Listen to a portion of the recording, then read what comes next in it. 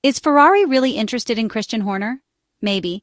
We talked about it even 1 month ago, only as a hypothesis, while today it seems there are more confirmations based on various reports in the Italian and international media. According to many, the Maranello team conducted a survey for the Brit.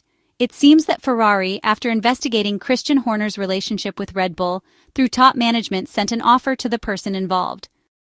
A couple of weeks ago, the German newspaper Bild reported an alleged attempt by Ferrari to bring Christian Horner to Maranello.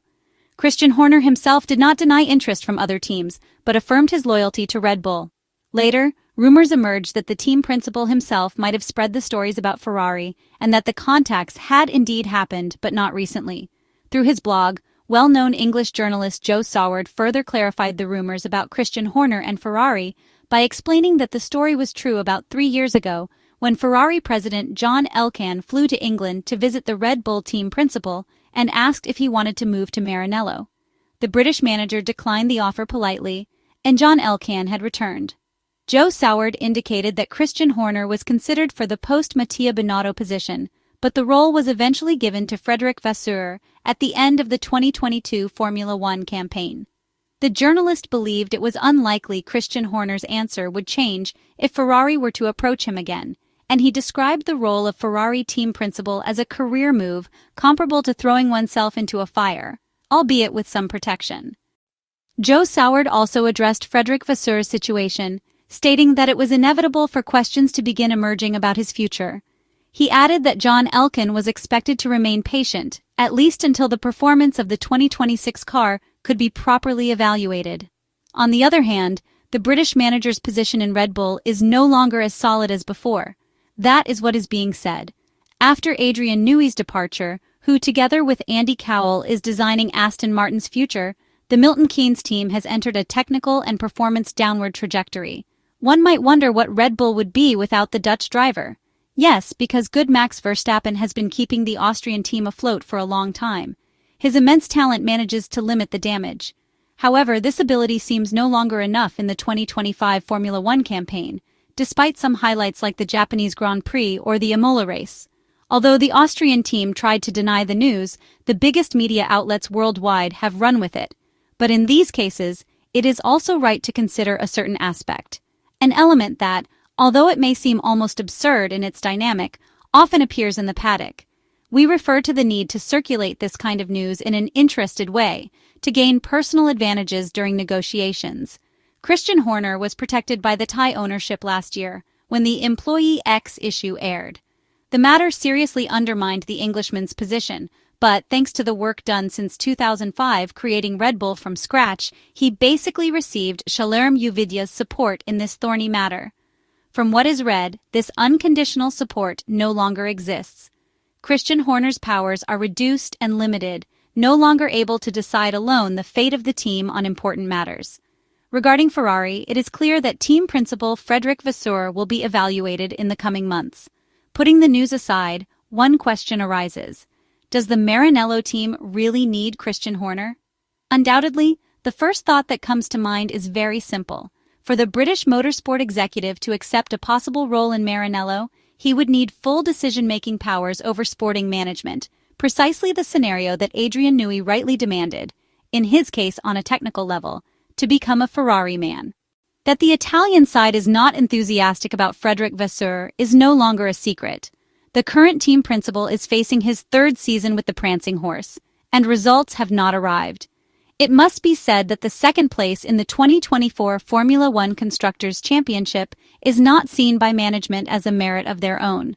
Despite the fact that Ferrari believed until the last race at the Yas Marina circuit in Abu Dhabi, those in charge know very well the significant role which McLaren played by dropping points throughout the championship, a situation that also allowed Max Verstappen to secure the Drivers' Championship far easier than expected, considering the poor pace of the RB20 car in the second part of the season.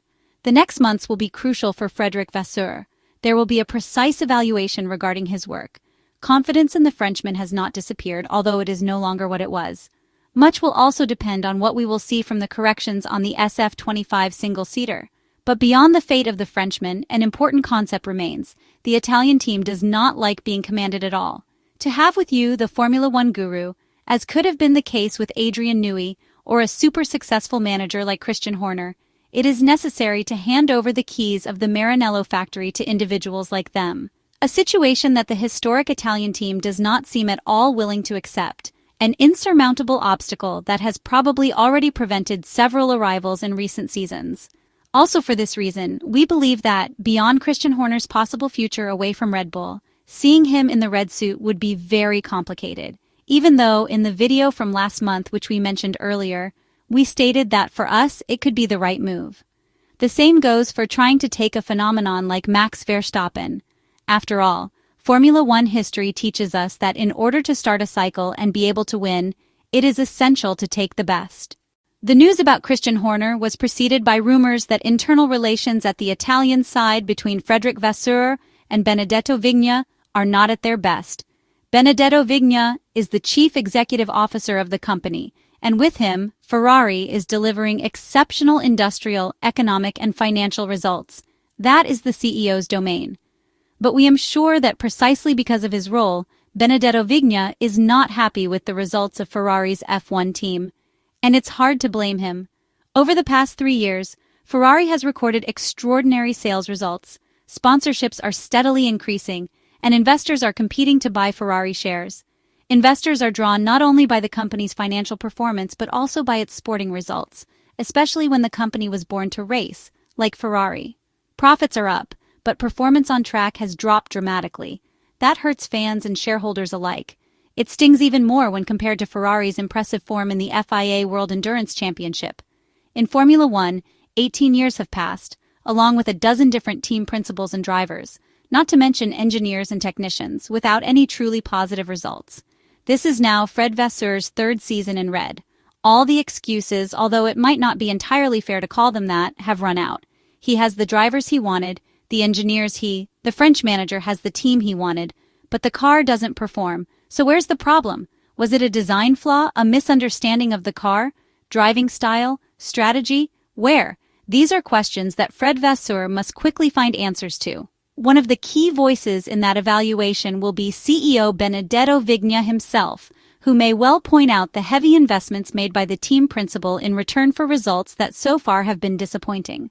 Think back to May 2022. Mattia Binotto was still leading Ferrari, also trying to understand the team's problems, but at least back then Ferrari was fighting for the championship. That fight ended shortly after the summer break, but the first half of the 2022 season wasn't that bad. Is it time to regret losing Mattia Binotto? Probably not, but the moment of reckoning is approaching and numbers almost never lie.